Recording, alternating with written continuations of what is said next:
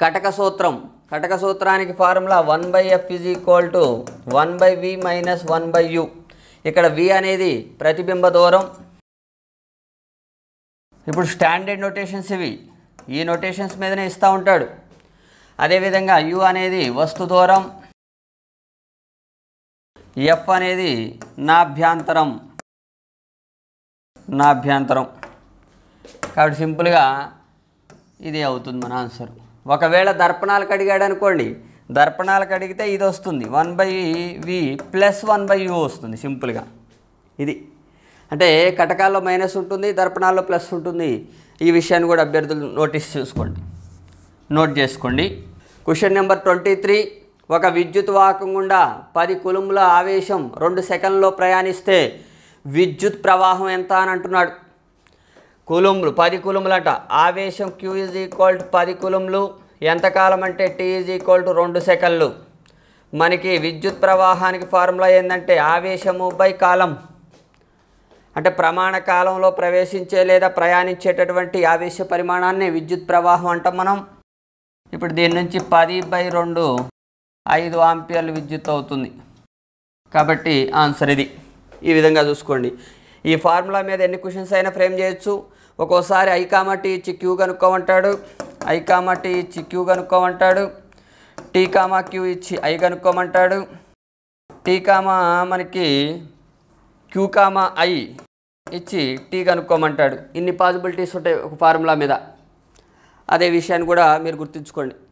క్రింది వానిలో మూలకం కానిది గుర్తించండి అన్నాడు క్వశ్చన్. మూలకం కానిది అనగా మనము సమ్మేళనాన్ని గుర్తించాలి అని మనకు అర్థమవుతుంది. మూలకం కానిది అంటే సమ్మేళనం అని గుర్తించాలి. సమ్మేళనం అనగా విజాతి అణువులు అనగా భిన్న జాతులకు చెందినటువంటి పరమాణువుల సముదాయం అనగా ఇక్కడ సిలికా ఇచ్చాడు అనగా ఇసుక అని అర్థం. అనగా SiO2 ఇసుక, సిలికాన్ డయాక్సైడ్ అని చదువు. అనగా భిన్న జాతులకు చెందినటువంటి పరమాణువుల కలయిక ఒక సిలికాన్, 2 ఆక్సిజన్లు అనగా ఇది విజాతీయ అణువు అనగా సమ్మేళనం మూలకం కానిది అంటే 4th ఆప్షన్ ఈజ్ రైట్ ఆన్సర్గా తెలుస్తుంది. మరి మిగతావి చూద్దాం. ఇక్కడ డైమండ్ అన్నాడు. డైమండ్ అనగానే n కర్బన పరమాణువులు మనకు చతుర్ముఖి ఆకారంలో టెట్రాహైడ్రల్ అమరికలో n కర్బన పరమాణువులు అమరి ఉంటాయి. అనగా ఒకే జాతికి చెందినటువంటి కర్బన పరమాణువుల మయం. అనగా ఇది ఒక సజాతీయ అణువు, అంటే ఒకే జాతికి చెందినటువంటి పరమాణువుల సముదాయం డైమండ్ అన్నది అంటే మూలకం. సూపర్ లిక్విడ్ అనగా హీలియం ద్రవం. అనగా హీలియం అనే ఒకే జాతికి చెందినటువంటి పరమాణువుల సముదాయం అనగా మూలకం. అనగా ఒకే జాతికి చెందినటువంటి పరమాణువులనే మనం మూలకం అంటాం. మనం వేసవి ద్రవం గాలియం అని చెప్తాం మనం. అనగా ఒకే జాతికి చెందినటువంటి పరమాణువుల సముదాయం. అనగా ఈ 3 1 2 3 ఒకే జాతికి చెందిన కార్బన్, గాలియం, ఇక్కడ హీలియం అంటే ఒకే జాతికి చెందినటువంటి పరమాణువుల సముదాయం ఈ 3 కూడా. అనగా ఇవి మనకు 3 కూడా మూలకాలు అని అర్థమవుతుంది. మనకు గుర్తించాల్సింది ఏంటి? మూలకం కానిది అంటే సమ్మేళనాన్ని గుర్తించాలి. అనగా విజాతీయ అణువును గుర్తించాలి. విజాతి అంటే వేరు జాతులకు చెందినటువంటి పరమాణువుల కలయికనే మనం సమ్మేళనం అంటాం మనం. నౌ ఇక్కడ సమ్మేళనం ఏది? 4th సిలికా అని అర్థమవుతుంది, ఇసుక. Now question number 29. ఈ క్రింది వానిలో పనికి సమాన ప్రమాణం గల రాశి. పనికి సమాన ప్రమాణం గల రాశులు శక్తి, టార్క్. ఈ మూడింటికి ఒకే ప్రమాణాలు ఉంటాయి. ఈ శక్తి ఏ శక్తి అయినా కావచ్చు, అంటే ముఖ్యంగా గతిశక్తి, శిశక్తి అంటే యాంత్రిక శాస్త్రంలో మనం మాట్లాడుకుంటే. ఓకేనా? సరే, ఇప్పుడు మొత్తానికైతే పనికి సమానమైనటువంటి ప్రమాణం ఏంది? ఇక్కడ టార్క్ అవుతుంది. ఎందుకంటే శక్తి అనేటటువంటి ఆప్షన్ లేదు కాబట్టి టార్క్కి మనం ప్రాధాన్యత ఇస్తాం. ఈ విధంగా ఒక పరమాణువు యొక్క పరమాణు సంఖ్య క్రింది వానిలో దేనికి సమానం అని అన్నాడు. ఇక్కడ పరమాణువు అనగా కేంద్రకం చుట్టూ కక్షలు ఉంటాయి. మనకు పరమాణు సంఖ్య అటామిక్ జాల్ అనేది ఒక సంఖ్య, కేంద్రకంలోని ప్రోటాన్ల సంఖ్య, కక్షలలోని ఎలక్ట్రాన్ల సంఖ్య. మనకు ఈ పరమాణు సంఖ్య ఎన్ని న్యూట్రాన్లు ఉన్నాయో సమాచారాన్ని ఇవ్వదు, ఇక్కడ అది ఇచ్చాడు. కక్షలలోని ఎలక్ట్రాన్ల సంఖ్య సరి అయినదే, కేంద్రకంలోని ప్రోటాన్ల సంఖ్య సరి అయినదే, కేంద్రకంలోని న్యూట్రాన్ల సంఖ్య, న్యూట్రాన్ల గురించి పరమాణు సంఖ్య సమాచారాన్ని ఇవ్వదు అంటే థర్డ్ ఆప్షన్ సరికాదు. 1, 2 అనగా ఫోర్త్ ఆప్షన్ ఈజ్ రైట్ అని అర్థమవుతుంది. పరమాణు సంఖ్య ఒక సంఖ్య, కేంద్రకంలోని ప్రోటాన్ల సంఖ్య, కక్షలలోని ఎలక్ట్రాన్ల సంఖ్య, న్యూట్రాన్ల గురించి సమాచారాన్ని ఇవ్వదు. పరమాణు సంఖ్య అటామిక్ జాల్ జడ్ చే సూచిస్తారు. 100 మీటర్లు పర్ సెకండ్ వేగంతో ప్రయాణించు 0.01 కేజీల బుల్లెట్ ద్రవ్య వేగం ఎంత? అంటే అతను ఇచ్చినటువంటి రాసులు రాసుకుందాం. ఫస్ట్ వేగం ఇచ్చాడు 100 మీటర్లు పర్ సెకండ్ అని. ద్రవ్యరాశి కూడా ఇచ్చాడు మనకి. ద్రవ్యరాశి ఏమంటున్నాడంటే m = 0.01 కేజీ అంటున్నాడు. కనుక్కోవాల్సింది ఏంటంటే ద్రవ్య వేగాన్ని Pతో చూపిస్తారు. ద్రవ్య వేగానికి సమీకరణం ఏంటంటే ద్రవ్యరాశి ఇంటూ వేగం. ద్రవ్యరాశి ఇంటూ వేగాల లబ్ధాన్ని మనం ద్రవ్య వేగం అంటాం. ద్రవ్యరాశి 0.01 ఇంటూ వేగం 100, రైట్. 100తో మల్టిప్లై చేస్తే సింపుల్గా దీన్ని కూడా 1/100 అని రాసుకోవచ్చు కదా. సింపుల్గా 1 kg మీటర్ పర్ సెకండ్. ఇలా రాసేటప్పుడు ప్రమాణాలను కూడా అబ్జర్వ్ చేయండి. ఎందుకంటే సింపుల్గా నెక్స్ట్ ఏదన్నా ఎగ్జామ్లో ద్రవ్య వేగానికి ప్రమాణాలు అడిగినా కానీ చెప్పొచ్చు అనమాట. అంటే ఓన్లీ ఆన్సర్ మాత్రమే ఎక్స్పెక్ట్ చేయొద్దు, ఆన్సర్తో పాటుగా ఈ విషయాలన్నీ కూడా మీరు పరిగణలో తీసుకోవాలి. ఈ ఫార్ములా నోట్ చేసుకోవాలి ఇట్లా సపరేట్గా. 1 kg మీటర్ పర్ సెకండ్. ఇక్కడ ఇంకోటి అబ్జర్వ్ చేయాల్సింది ఏంటంటే ప్రమాణాలు కూడా 1 kg metre per second first ఆప్షన్లోనే ఉంది. ఇది మన ఆన్సర్ అవుతుంది. Question number 47. ప్రమాణ ఘనపరిమాణంలో ద్రవ్యరాశి ఇచ్చున్నది అని అంటున్నాడు. అంటే ఇక్కడ క్వశ్చన్ యాక్చువల్గా క్లారిటీగా ఇవ్వడు. ఎందుకంటే మనకి ఈ ఆర్ఆర్బి కండక్ట్ చేసేటటువంటి ఎగ్జామ్స్ జనరల్గా మనకి ఏమవుతుందంటే లాంగ్వేజ్ ట్రాన్స్లేట్ చేస్తూ ఉంటాడు. ఆ లాంగ్వేజ్ ట్రాన్స్లేట్ చేసినప్పుడు మనకి అంటే సాఫ్ట్వేర్స్ ట్రాన్స్లేట్ చేస్తూ ఉంటాయి.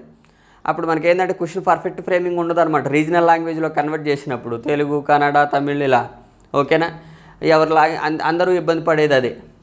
కానీ అలాంటప్పుడు ఏం చేయాలంటే మీరు ఇంగ్లీష్లో క్వశ్చన్ చూసుకోవాలి ఆ టైంలో, అప్పుడు క్లారిటీ వచ్చేస్తుంది. సరే ఇక్కడ చూద్దాం. ఇక ప్రమాణ ఘనపరిమాణంలో ఇచ్చేటటువంటి అంటే ప్రమాణ ఘనపరిమాణంలో ద్రవ్యరాశిని ఇచ్చేది ఎవరు అంటే సాంద్రత అంటేనే ప్రమాణ ఘనపరిమాణంలో ఇమిడి ఉన్న ద్రవ్యరాశినే మనం ఆ వస్తువు యొక్క సాంద్రతగా పరిగణిస్తూ ఉంటాం. కాబట్టి m/v = ρ. ఇప్పుడు ఇలా నిర్వచించేటప్పుడు ఆ నిర్వచనాల మీద కూడా మీకు క్వశ్చన్స్ డైరెక్ట్గా దాన్నే ఇవ్వచ్చు. మీకు ప్రమాణ ఘనపరిమాణంలో ఇమిడి ఉన్న ద్రవ్యరాశిని డ్యాష్ అంటారు అని అన్నా కానీ ఏం చెప్పాలి మీరు? సాంద్రత అని చెప్పాలి. ఇది క్వశ్చన్ నెంబర్ 54. కోణీయ ద్రవ్య వేగ నిత్యత్వ నియమాన్ని పాటించబడునది లేదా నియమాన్ని పాటించబడేది అని అడుగుతున్నాడు. కింద ఏదో కొన్ని నియమాలు ఇచ్చాడు. కెప్లర్ మొదటి గమన నియమం, కెప్లర్ రెండవ నియమం, కెప్లర్ మూడవ నియమం, కిర్చాఫ్ మొదటి నియమం అని 4 నియమాలు ఇచ్చాడు. వాస్తవంగా మనకి కోణీయ ద్రవ్య వేగ నిత్యత్వ నియమాన్ని పాటించబడేటటువంటి నియమం ఏంటి అంటే కెప్లరు రెండవ గమన నియమం, రెండవ గ్రహగతుల నియమం అంటాం. యాక్చువల్గా కెప్లర్ రెండవ గ్రహగతుల నియమం, దాన్నే ఏమంటాం అంటే వైశాల్య నియమం అంటారు. అది ఏం చేస్తుందంటే కోణీయ ద్రవ్య వేగ నిత్యత్వ నియమాన్ని పాటిస్తుంది. కెప్లర్ మొదటి నియమాన్నే కక్షా నియమం అంటారు. సూర్యుడి చుట్టూ తిరిగే గ్రహాలు దీర్ఘ వృత్తాకార మార్గంలో తిరుగుతాయని అందుకే దాన్ని కక్షా నియమం అన్నారు. ఓకే, అది శక్తి నిత్యత్వ నియమాన్ని పాటిస్తుంది. కెప్లర్ మూడవ నియమం ఏంటంటే ఆవర్తన కాలానికి, సూర్యుడి చుట్టూ తిరిగేటటువంటి గ్రహం యొక్క ఆవర్తన కాలానికి సూర్యుడి నుంచి మరియు గ్రహానికి మధ్య గల దూరానికి సంబంధాన్ని తెలియజేస్తూ ఉంటుంది. కిర్చాఫ్ మొదటి నియమం ఎలక్ట్రిసిటీలో ఉంటుంది. అది కిర్చాఫ్ మొదటి నియమం ఆవేశ నిత్యత్వ నియమాన్ని తెలియజేస్తుంది. ఓకే, ఆధునిక ఆవర్తన పట్టికలో అతి పొట్టి పీరియడ్ అంటే షార్టెస్ట్ పీరియడ్ అతి పొడగు గ్రూపు అంటే లాంగెస్ట్ గ్రూప్ వరసగా అని అన్నాడు. ఇక్కడ మనకు ఆధునిక ఆవర్తన పట్టిక అవుట్లుక్ డయాగ్రామ్ ఇలా రాసుకుంటాం మనం. ఇక్కడ ఎస్ బ్లాక్, ఇది పి బ్లాక్, డి బ్లాక్, అడుగు భాగంలో ఎఫ్ బ్లాక్గా చెప్తాం. ఇక్కడ ఈ హైడ్రోజన్ మొదటి మూలకం, హీలియం రెండవ మూలకం. ఇది ఒకటవ అడ్డు వరుస. ఒకటవ అడ్డు వరుసలో అంటే ఫస్ట్ పీరియడ్లో ఎన్ని మూలకాలు ఉన్నాయి? హైడ్రోజన్, హీలియం మాత్రమే. రెండవ పీరియడ్లో lithium, beryllium, boron, carbon, nitrogen, oxygen, fluorine, neon అనగా 8 మూలకాలు ఉంటాయి. మరి తర్వాత పీరియడ్లో కూడా 8 మూలకాలు అనగా షార్టెస్ట్ పీరియడ్, అతి పొట్టి పీరియడ్ ఎన్నవది? ఒకటవ పీరియడ్ అని అర్థమవుతుంది. ఇక్కడ ఒకటవ ఇచ్చాడు, ఇక్కడ 7వ రాంగ్, సెకండ్ ఆప్షన్, 3వ రాంగ్, ఫోర్త్ ఆప్షన్, 3వ ఆప్షన్ కూడా రాంగ్. ఇక్కడ ఒకటవ పీరియడ్ షార్టెస్ట్ పీరియడ్, 2 మూలకాలు హైడ్రోజన్, హీలియం అంటే ఆన్సర్ ఫస్ట్ ఆప్షన్ సరి అయింది అని తెలుస్తుంది. అలానే అతి పొడగు గ్రూపు ఇక్కడ 3వది అని క్లియర్గా తెలిసిపోతుంది. ఇప్పుడు ఇక్కడ దీన్ని 1A 2A మనం ఏ గ్రూపులుగా చెప్తే 3A 7A నెక్స్ట్ 8Aగా చెప్తాం. ఇవి ఏ మన స్టేట్ లెవెల్లో చెప్తారు, AB వీటిని ఏ గ్రూపులుగా, వీటిని బి గ్రూపులుగా వర్గీకరిస్తాం. అలా కాకుండా సింపుల్గా 1 2 3 4 5 6 7 ఇలా రాసుకున్నట్లయితే 12 13 14 18 నిలువు వరుసలు వస్తాయి. అనగా ఇక్కడ 3వ గ్రూపులో స్కాండియం 21, హిట్రియం, అలానే లాంథనం 57, అలానే యాక్టీనియం 89 ఇవి ఉంటాయి. ఈ 4 మూలకాలతో పాటుగా ఈ లాంథనం తర్వాత వచ్చే 58 నుండి 71 వరకు 14 మూలకాలు అంటే లాంథనం తర్వాత ఉన్న మూలకాలు. అలానే యాక్టీనియం తర్వాత 90 to 103 మళ్ళీ 14 మూలకాలు అనగా థోరియం నుండి లారెన్షియం వరకు, సీరియం నుండి లుటీషియం వరకు. ఇక్కడ అంటే లాంథనం తర్వాత వస్తున్నాయి కాబట్టి లాంథనైడ్లని, యాక్టినియం తర్వాత వస్తాయి కాబట్టి యాక్టినైడ్లని చెప్తాం. అయితే లాంథనైడ్లు, యాక్టినైడ్లు యాక్చువల్గా ఈ గ్రూప్లో రాయాలి. ఇలా రాస్తే చాలా పొడవుగా పెరుగుతుంది కాబట్టి ఇలా క్రింద పీరియాడిక్ టేబుల్లో అడ్డంగా రాసేసాం. అంటే ఇక్కడ లాంథనైడ్లో 14 మూలకాలు, యాక్టినైడ్లో 14 28, ఈ 28 ప్లస్ 4 32 ఇలా ఎక్కువ మూలకాలు ఉన్నటువంటి గ్రూపుగా 3వ గ్రూపు ప్రసిద్ధి, లేదా రోమన్ నంబర్లో చెప్పినట్లయితే థర్డ్ బి అండి. అంటే సాధారణంగా 3వ గ్రూపు లేదా థర్డ్ బి గ్రూప్ అని చెప్తాం. ఇక్కడ మనకు సాధారణమైనటువంటి సంఖ్యలు ఇచ్చాడు కాబట్టి 3వ గ్రూప్, ఏది థర్డ్ గ్రూప్. లాంగెస్ట్ అత్యంత పొడవైనటువంటి గ్రూప్ పీరియాడిక్ టేబుల్లో కెల్లా 18 నిలువు వరుసల్లో అత్యంత పొడవైనటువంటి నిలువు వరుస ఏదా అంటే మనకు సాధారణ 3వ గ్రూపు లేదా రోమన్ నంబర్ థర్డ్ బి అండి. నా ఇక్కడ X, Y మరియు Z అనే కాలుష్య కారకాల ఆరంభ అవధి విలువలు అంటే థ్రెషోల్డ్ లిమిటింగ్ వాల్యూస్ అంటాం మనం. ఆరంభ అవధి విలువలు 10 to 5 ppmలు అయినా, పార్ట్స్ పర్ మిలియన్ అయినా X, Y మరియు Zలను దుష్ప్రభావాన్ని కలిగించే తీవ్రత పెరిగే క్రమంలో అమర్చండి అన్నాడు. ఇక్కడ మనకు TLV అనగా ఆరంభ అవధి విలువ అంటే ఏమిటి? ఒక పరిశ్రమలో పనిచేస్తున్నటువంటి కార్మికుడు తన 8 గంటల పని కాలంలో మనకు ఎక్కువ సంవత్సరాలు, దాదాపుగా తన జీవిత కాలంలో ఎక్కువ సంవత్సరాలు పనిచేసినప్పటికీ ఎటువంటి దుష్ప్రభావానికి లోను కాకుండా అనుమతించబడిన కాలుష్య పరిమాణాన్ని TLV అంటారు. అంటే అనుమతించబడిన కాలుష్య పరిమాణం అంటే అనుమతించబడింది. ఇంతకన్నా ఎక్కువగా ఉంటే దుష్ప్రభావానికి గురి అవుతాడు ఆ కార్మికుడు. ఆరంభం అంటే దీనికన్నా ఎక్కువ పరిమాణంలో గనక ఈ కాలుష్యం ఉన్నట్లయితే దుష్ప్రభావం మొదలవుతుంది. ఇంతకన్నా తక్కువగా ఉంటే ఏమీ కాదు, అంటే ఆరంభం అవుతుంది. ఇంతకన్నా ఎక్కువగా ఉందనుకోండి ఆ కార్మికుడి పైన ఎక్కువ దుష్ప్రభావం కనబడుతుంది. అనగా ఆరంభం అన్నట్టు. దీనికన్నా ఎక్కువగా ఉంటే చాలా ఎక్కువ హార్మ్ఫుల్ ఉంటుంది. ఇప్పుడు చూడండి ఇక్కడ X, Y, Zల యొక్క ఆరంభ అవధులు అంటే ఆరంభం ఇంతకన్నా ఎక్కువ ఉంటే దుష్ప్రభావం మొదలవుతుంది. X ఎంత ఇచ్చాడు? 10 ppmలు. Y ఎంత ఇచ్చాడు? 2 ppm. Z ఎంత ఇచ్చాడు? 5 ppm. అంటే ఇప్పుడు చూడండి ఇక్కడ ఇది 10 ppmలు అయినా ఏమీ కాదు, అంటే అనుమతించబడింది 10 ppmల వరకు. ఇది మాత్రం 2 ppmలు, ఇది 5 ppmలు. అంటే ఇలా అర్థం చేసుకోవచ్చు. సపోజ్ గుంటూరు మిర్చి ఉంది అనుకుందాం. గుంటూరు మిర్చి చాలా కారంగా ఉంటుంది. 2 మిర్చి వేసుకుంటేనే చాలా కారంగా అవుతుంది. అంతకన్నా ఎక్కువ వేస్తే ఇక తినలేం మనం. ఇప్పుడు అదే జడిని సాధారణ మిర్చి అనుకుందాం, 5 మిర్చీలు వేయాలా అంటే అంతకన్నా ఎక్కువ వేస్తే తినలేం మనం, ఎక్కువ కారం అయిపోతుంది. మరి అదే ఇప్పుడు కొన్ని మనం మిరపకాయ బజ్జీలు వేసుకోవడానికి లావుగా ఉండే మిర్చీలు ఉంటాయి, అవి 10 వేసినా ఎక్కువ చెప్పుకోదగ్గ కారం కాదు, అంతకన్నా ఎక్కువటే కారం అవుతుంది. అంటే ఇది కొద్దిగా ఉన్నా కూడా చాలా దుష్ప్రభావాన్ని కలిగి వస్తుంది ఇంతకన్నా ఎక్కువ ఉంటే. అనగా దుష్ప్రభావం దేనికి ఎక్కువ? ఇది వైకి, ఎందుకంటే గుంటూరు మిర్చి ఇలా మనం కంపేర్ చేసుకోవచ్చు. అంటే వై తర్వాత ఎవరిది జెడ్, తర్వాత ఎవరిది ఎక్స్. అంటే ఎక్స్ జెడ్ వై తక్కువ పరిమాణం ఉన్న ఎక్కువ దుష్ప్రభావాన్ని చూపుతుంది. అంటే చూడండి విలువ తక్కువ, ఇక్కడ మనకు టిఎల్వి విలువ ఈ దుష్ప్రభావాన్ని కలిగించే తీవ్రతకి విలోమానుపాతంలో ఉంటుంది. ఆరంభావధి విలువ ఎక్కువ ఉంటే ఏమి అంటే కొద్ది వరకు అడ్జస్ట్. ఇప్పుడు సపోజ్ ఇప్పుడు బీర్లు ఉన్నాయి, ఒక 4-5 బీర్లు అంటే అనుకుందాం, సపోజ్ ఒక పర్సన్ 4 బీర్లు తాగినా కొద్దిగా హార్డ్ తాగినా మనకు ఈక్వల్గా ఉంటుంది. అంటే హార్డ్ కొద్ది పరిమాణంలో అయినా ఎక్కువ దుష్ప్రభావాన్ని చూపుతుంది. ఈ విధంగా ఇలా ఉందన్నట్లు అట్లా. అంటే టిఎల్వి విలువ తీవ్రతకు విలోమానుపాతంలో ఉంటుంది. అనగా ఆన్సర్ ఎక్స్ జెడ్ వై. అత్యధికంగా ప్రమాదకారి ఏది? మనకు పీపీఎం విలువ తక్కువగా ఉన్నటువంటి వై అండి. తర్వాత మనకు అంత ఎక్కువ ప్రమాదకారి కాదేది, 10 పీపీఎంల వరకు ఉంటుంది ఏది ఎక్స్. కాబట్టి ఎక్స్ తక్కువనండి, జెడ్ మధ్యస్థం అండి. అనగా ఎక్స్ మనకి ఇక్కడ వై అన్నది గుంటూరు మిర్చి, జెడ్ అన్నది సాధారణ మిర్చి, ఎక్స్ అన్నది మనం మిరపకాయ బజ్జీలు వేసుకునే మిర్చి. అంటే ఇక్కడ ఎక్కువ పరిమాణాలు ఇది 10 పీపీఎంలు ఉన్నా ఏమీ కాదు. మరి ఇది 5 పీపీఎం, ఇది 2 పీపీఎం, అంటే తక్కువ ఉన్నా ఎక్కువ ఘాటుగా ఉంటుంది. అనగా ఎక్కువ తీవ్రతను దుష్ప్రభావాన్ని కలిగించే సామర్థ్యాన్ని కలిగింది వై అనే కాలుష్యం అండి. రైట్. నా ఇప్పుడు answer second option is right. మరి ఇక్కడ ఇది పెరిగే క్రమం, మరి ఇక్కడ కింద తగ్గే క్రమం ఇచ్చాడండి, మనకు క్లియర్గా ఇచ్చాడు. పెరిగే క్రమంలోనే అమర్చండి, తగ్గే క్రమం కాదు. కాబట్టి 4th ఆప్షన్ రాంగ్ అండి. ఇవి ఎలాగూ కావండి. బ్లూ విట్రియల్ యొక్క ఫార్ములా, విట్రియల్ అనగా గాజు లాంటి పదార్థం అండి, అంటే కొన్ని రంగురంగులుగా ఉంటుంది, విట్రియల్స్ అంటాం మనం.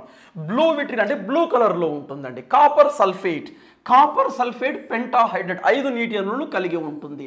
Number 1 is the right answer, blue vitriol. మరి అది ఇక్కడ FeSO4 7H2O ఇదేమో గ్రీన్ విట్రియల్గా చెప్తామండి మనం.